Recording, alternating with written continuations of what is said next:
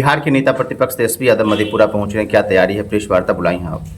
देखिए, सबसे पहले मैं आप लोगों का शुक्रिया अदा करना चाहूँगी कि आप लोग मेरे एक बुलावे पर चले आए, इसके लिए मैं आभार प्रकट करती हूँ, क्योंकि आप लोग लोकतंत्र के चौथे स्तंभ हैं और आप देखे होंगे कि बिहार के हर एक मुद्दों को किस तरह दबाया जाता है। बिहार के लोग कितने पीड़ित हैं, चाहे वो बाढ़ की समस्या हो या अन्य समस्या हो, लगातार घटनाएं घट रही है।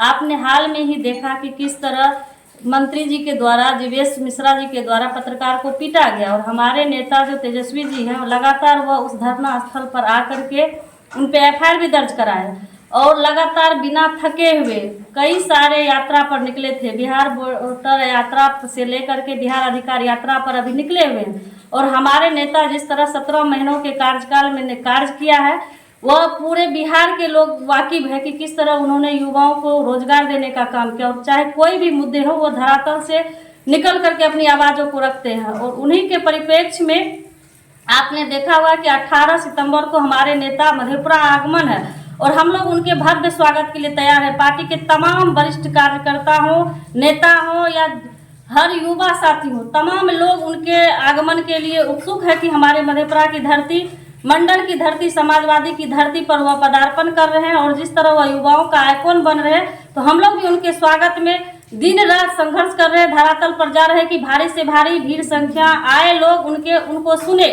और हमारे नेता जिस तरह वह सिंहेश्वर से लेकर के कॉलेज चौक पर आएंगे 18 को, फिर वह शाम में वहाँ नुक्कड़ सभा करेंगे, उसके बाद वो सर्किट हाउस में रुकेंगे। तो हम लोग चाहते हैं कि उनका भव्य स्वागत हो और आने वाले समय में वह बिहार के मुख्यमंत्री बने, क्योंकि चुनाव का अब बहुत कम समय रह गया और जिस जुनून के साथ वह बिहार के लोगों की सेवा में उतरे हुए हैं, तो लगातार ये भी उनको मुख्यमंत्री तक ले जाएगी और बिहार को आगे की ओर अग्रसित करेगी। बहुत बहुत धन्यवाद आप लोगों का। जो बिहार अधिकार यात्रा है, जनता इससे क्या समझे, क्योंकि वो बिहार के अलग अलग हिस्से जा रहे हैं और संवाद कर रहे हैं। देखिए, जनता त्रस्त हो चुकी है 20 साल की सरकारों में। लगातार उन्होंने रोजगार के नाम पर लोगों को ठगा और जिस तरह उनकी सरकार गठबंधन केंद्र में बनी हुई है, 15 लाख के मुद्दे हो, सिंदूर की मुद्दे हो, लोगों को आज महिलाएं का बलात्कार हो रहा है, कोई मुद्दों की बात वो नहीं करते। वो आते हैं, उद्घाटन करके चले जाते हैं, लेकिन उद्घाटन के बाद भी उन पर कार्य नहीं हो पाता। आज मधेपुरा में आप देखेंगे कि सदर अस्पताल की क्या स्थिति है, जननायक कर्पूरी जी की क्या स्थिति है।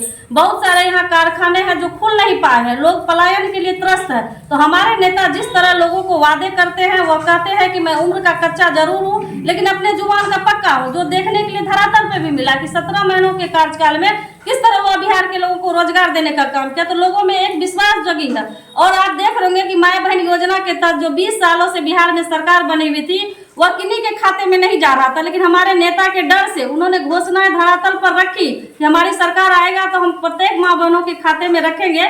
उनको जो धरातल पे उन्होंने अपना बात रखी वह नीतीश जी की सरकार ने भेजने का काम कर दिया। तो आप सोच सकते हैं कि यह कितने लाभ लुभाने वाले वादे हैं कि जो समय सरकार 20 साल में नहीं दे पाए। आखिर क्या कारण है कि तेजस्वी जी की सरकार आने वाली ऑर्डर से लोगों को खाता में भेज रहे? तो यही धरातल पर उनकी पहचान है और लोग समझ चुके हैं, जग चुके हैं कि आज के दौर में आप छोटे बच्चे को भी नहीं डरा सकते।